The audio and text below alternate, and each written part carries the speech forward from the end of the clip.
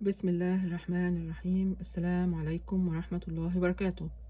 ازاي الناس في الأجزخانة الكبيرة اللي اشتغلت فيها في أمريكا كاشير كانوا مصممين المرضى، يعني ان هم يعاملوني او يتعاملوا معايا على ان انا صيدلانية، مع ان ما كانش معلقة اي يعني البادج اللي عندي ما فيش بادج اصلا.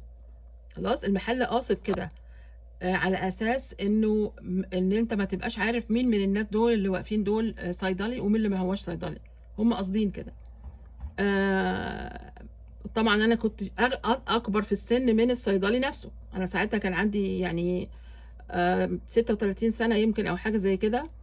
ف وانا طول عمري بلبس نظارة، اي نعم هي رفيعة وكل حاجة ورملس وكل حاجة، بس برضو شكلي ما يجيبش كاشير.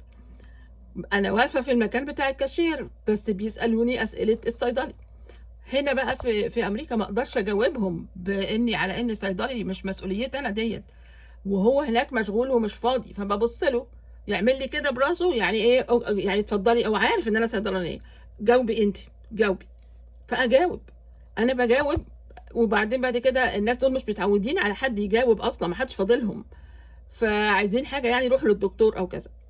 فيبدو ان وجهي مكتوب عليه ان انا بفهم، فكل واحد يسأل اجيله او اجابه واجابه وهكذا وهكذا، لدرجة ان هم كلهم كانوا قبل ما يمشوا يقولوا هو ليه ما كانش في حد قبل كده بيعبرنا؟ هو ليه هم الناس التانيين ما عندهمش معلومات ولا ايه؟ اقول له انا ما اعرفش حاجة، سيبني في حالي يا عم الحاج. بس وخريجة ايه انتي؟ خريجة ايه؟ اقول له جامعة القاهرة. فين جامعة القاهرة دي؟ يا عم الحاج في مصر. هي جامعة القاهرة اللي في مصر دي دكاترتها أحسن من دكاترة أمريكا؟ قلت له والله ما أعرفش، يعني حسب ما يعني ما اللي أنت تشوفه، يعني حسب اللي أنت تشوفه. ف يعني مغامرة تانية الحمد لله.